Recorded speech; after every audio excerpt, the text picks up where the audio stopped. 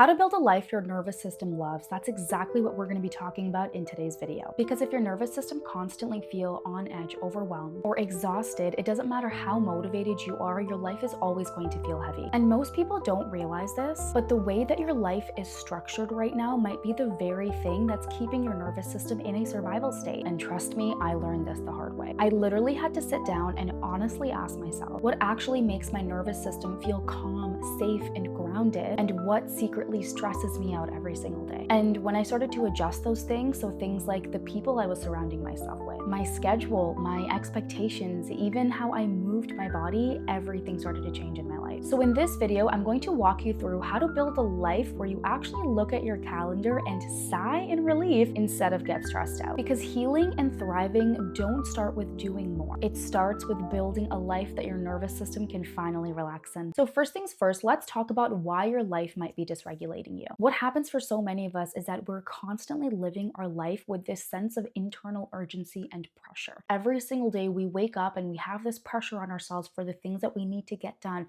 for how we need to show up. And if we don't execute all of those things perfectly, we feel like we've failed. And it's like we repeat this cycle day in, day out, over and over and over again. And it's like no wonder our nervous system can't relax, because we ourselves are not allowing ourselves to relax because of the way that we have structured our life. We believe that if we add more things to our schedule, if we fill every second up with something to do, that we're going to feel good about ourselves, that we're eventually going to get everything done, but we never do. And one of the biggest complaints that I always hear in my practice as a naturopathic doctor is our patients telling me that there isn't enough time in a day. And I always tell them it's not about finding more time. You need to restructure your life in a way where it feels like you are doing as much as you can do.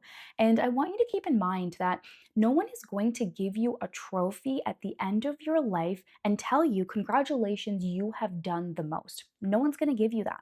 And all of us, we're waking up every single day and we're rushing and we're doing more and doing more and doing more.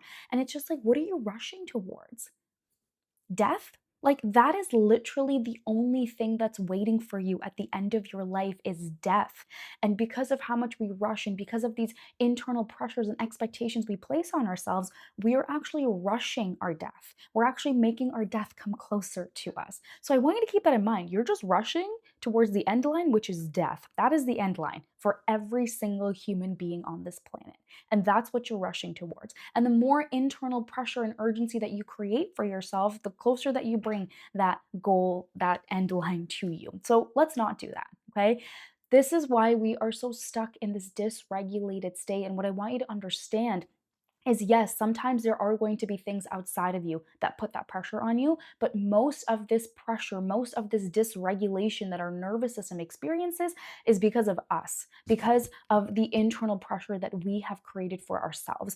And yes, that can be a hard pill to swallow, realizing that you are the only one really creating all of this pressure, but I think it can also be a powerful place to be at, because if you are the one creating this pressure, that means you have the choice and the chance to reduce it as well, to start showing up in your life differently, to create a different life where you're not constantly living with this pressure and urgency. Because if you are, you're not living life in a joyful way. Life feels very heavy when you wake up and experience this pressure every single day. And trust me, take it from someone who has spent most of her life living this way.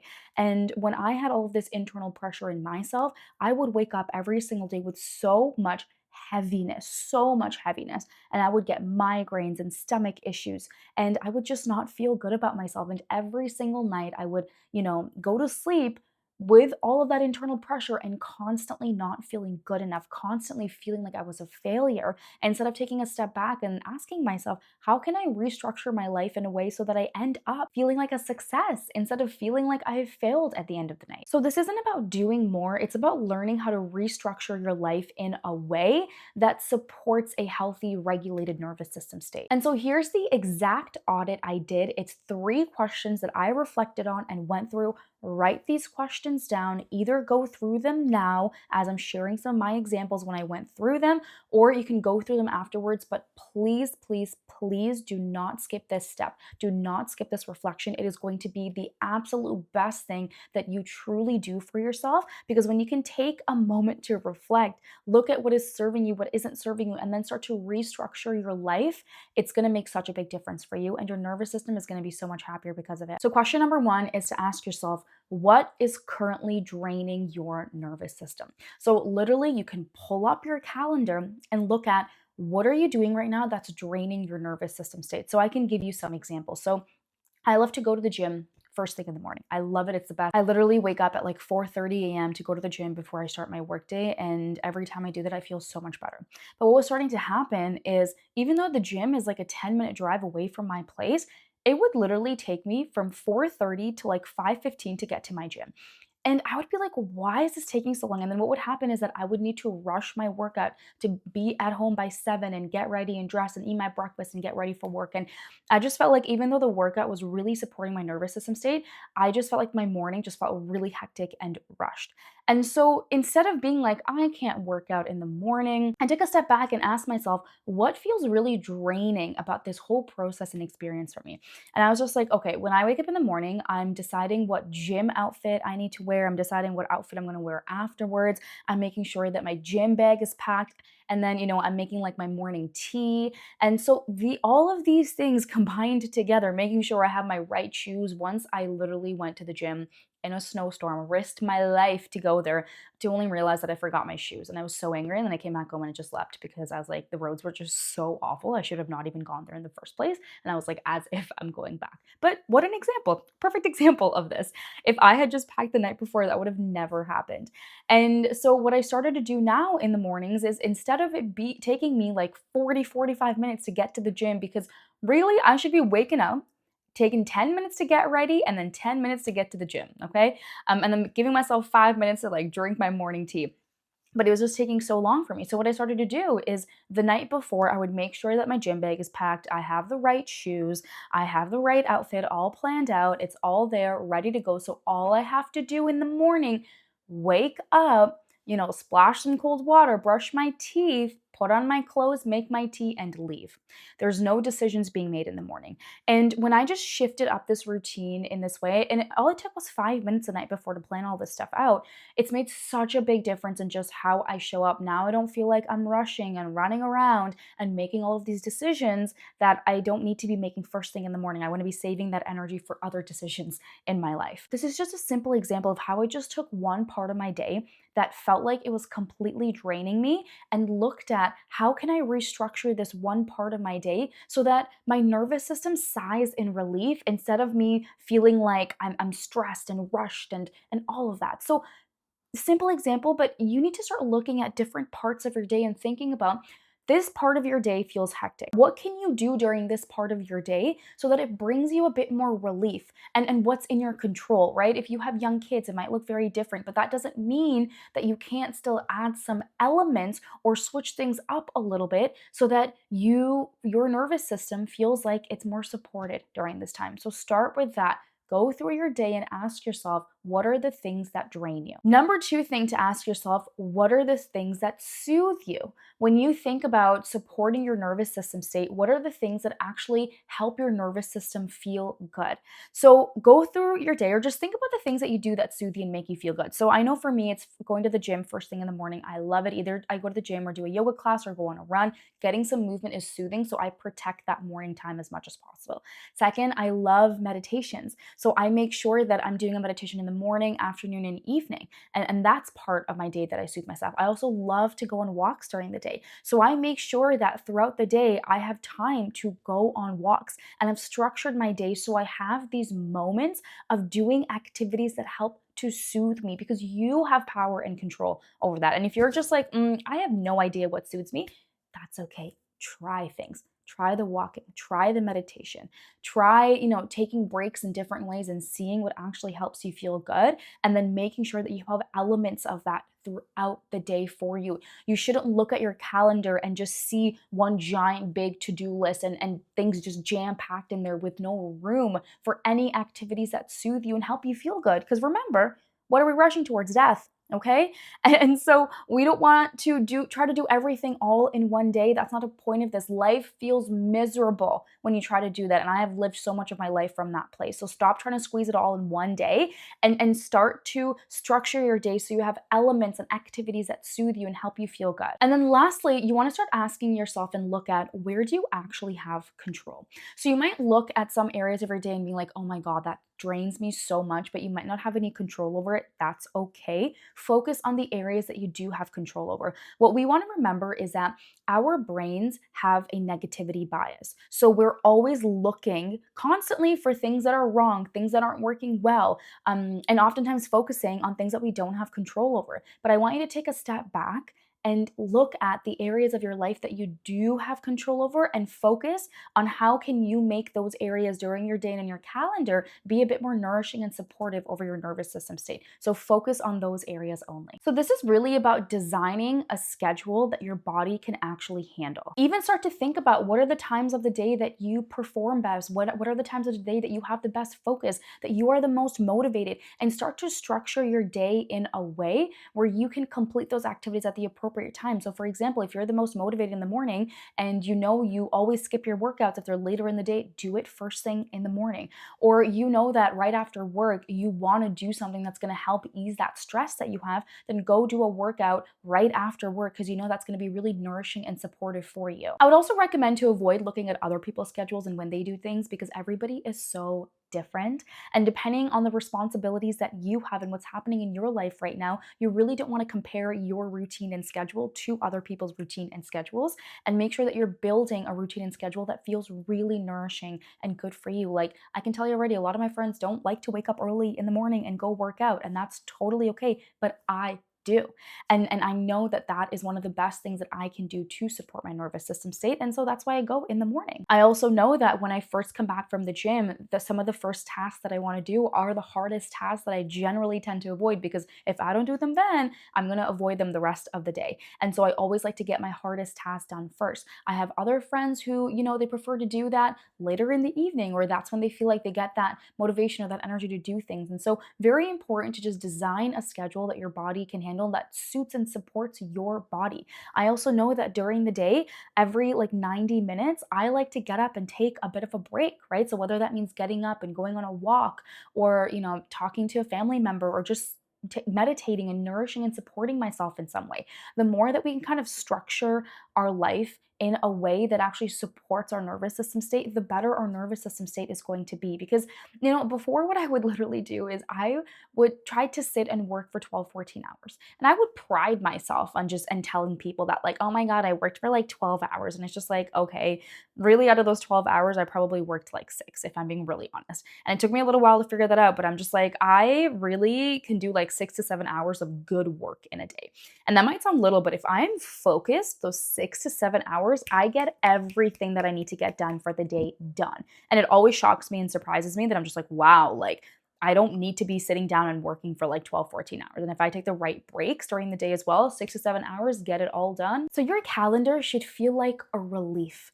You should look at your calendar and you should just feel your body going not, oh my God, bracing for impact. I just can't with this. Okay, that's not how your calendar should feel. Your calendar should feel like a sigh of relief. If your body tenses, if you clench up when you look at your calendar, you need to take a step back and redesign all of it. I actually used ChatGPT to help me. So once I went through those reflection questions, I told ChatGPT kind of what I do and what are some of the day-to-day tasks that I do when it comes to social media, when it comes to my clinic, what are the days that I'm in clinic, and what are the things that I have to do.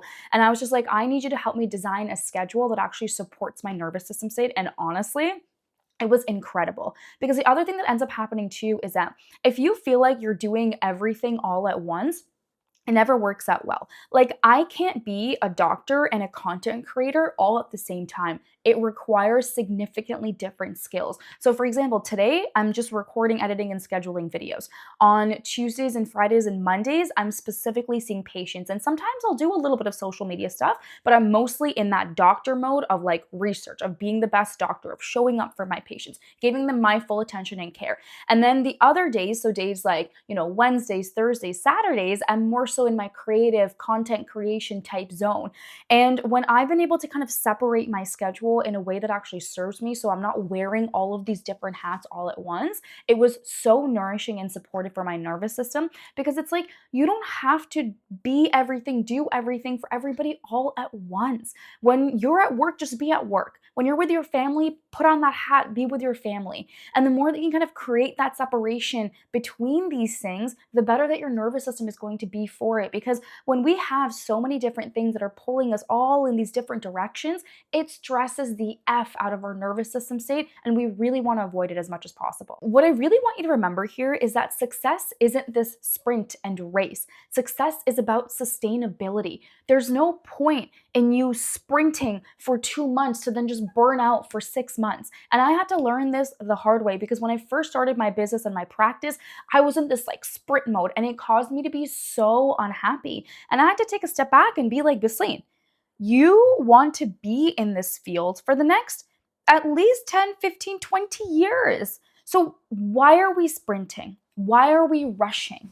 And the more that I tried to rush and sprint to be known as the expert, to be known as this, it's just the worse the outcomes I honestly had. And now I take a very relaxed approach. Doesn't mean that I don't work hard and I'm not disciplined and I don't show up for myself, but you can still do all of that and take a relaxed approach to life.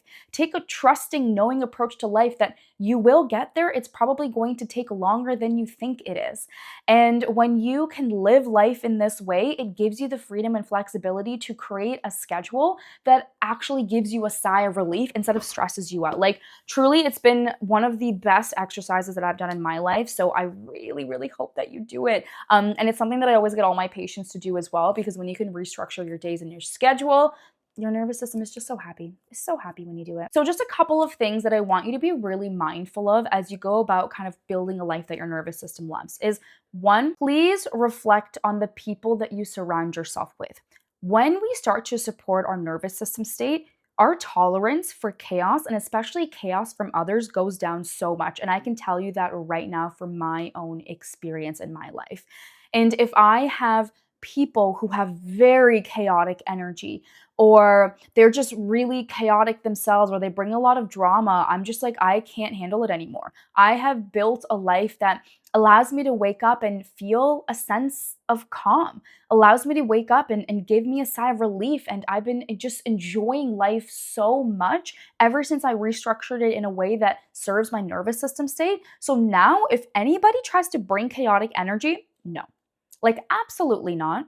No, I don't allow that in my life. And, recently I've been meeting some new people in my life, having like coffee, co-working dates and whatnot. And sometimes people have really chaotic energy and I'm just like, love you from afar, but I don't think I can ever do this again. It's just important to tune in and to start taking note of who is making your nervous system feel good and who isn't, whether it's significant others, right? And that can be the hardest part to really face that. And I've had to do that in my life. And it can be some of the hardest relationships to break out of. But the more that you support your nervous system, the clearer you are going to get on significant others and partners and the people that you surround yourself with. And start taking note of friendships, right? Like, how do you feel after you hang out with someone? Do you feel nourished and full, or do you feel really depleted?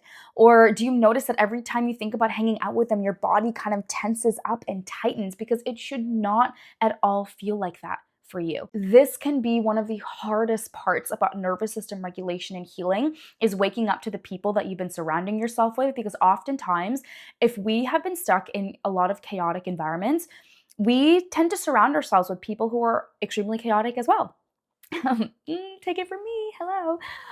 Or we surround ourselves with people who fulfill our limiting beliefs and old subconscious stories about ourselves. And when we start to heal our nervous system state, we start to heal these stories that we tell ourselves, we start to recognize and realize that actually these people don't align with me as much anymore. And letting go can be so hard. Trust me, over the past years, I've had to let go of significant other relationships, of tons of friendships. And it was honestly heartbreaking. Like some of the hardest things that I had to do in my life, but I also had to recognize the place in life that I was heading and the fact that these relationships just were no longer serving me and I had to let go and move forward. And there were lots of tears, very heavy heartbreak, but you keep moving forward. And every time you say no to what doesn't align with your nervous system state, you make room for what does align. And I'm so grateful now to be in a place where I'm surrounded by incredible friendships. My relationship with my family is incredible. And it's all because I chose to let go of what was no longer serving me and only align myself with people